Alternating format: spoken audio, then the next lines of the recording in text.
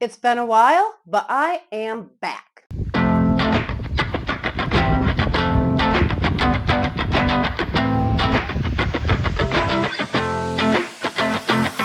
So I've been busier than normal lately, not all with book events and work, but also coaching a fantastic middle school volleyball team.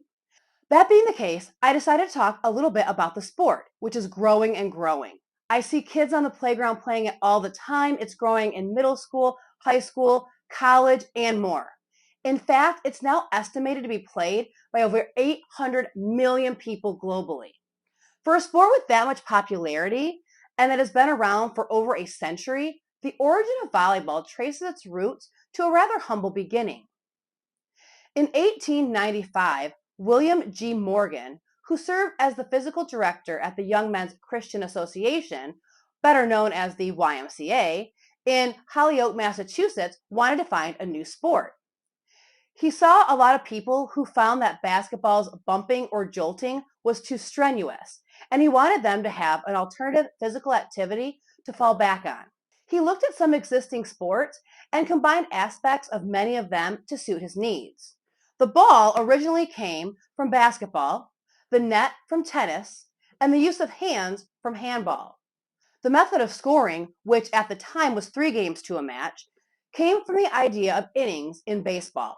The sport was originally called mintonette, and Morgan introduced his sport at the YMCA Physical Directors Conference in 1896 at Springfield College in Massachusetts. The net height came from, quote, just above the head of an average man. For the ball, they started with a basketball bladder, but this was too light and too slow. Next, he tried the basketball itself, but that was too big and too heavy. Finally, in 1900, a new specially designed ball, which was lighter and smaller, was introduced. In its early years, even though there were no fixed rules or format to follow, the sport did enough to become a part of YMCA's wide network throughout the USA. It also came with a new name, volleyball. Initially, it was termed as 2 words. The next few years saw rules for the game drawn up, and YMCA grew to global proportions. Now, YMCA societies were playing prominent roles in regions like India, China, Europe, South America, and Africa.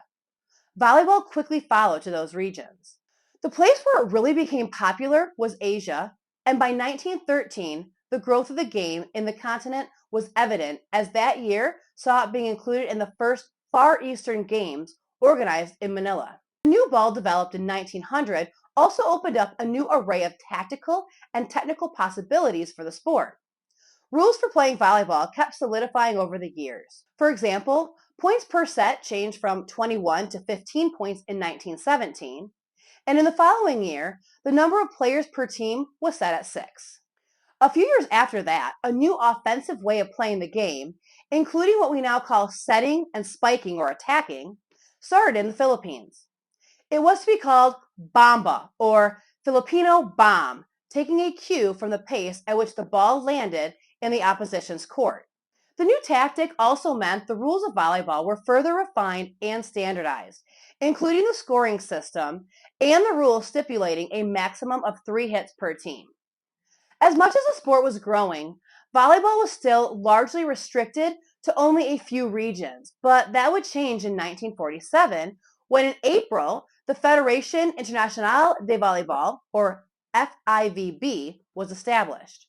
Representatives from 14 nations met in Paris to set up the association that would govern volleyball at the international level.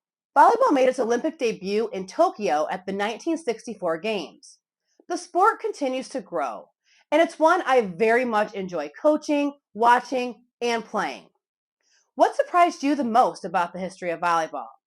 Let me know in the comments below, and don't forget to like, subscribe, and ring that notification button. Thanks so much for watching, and have a great day.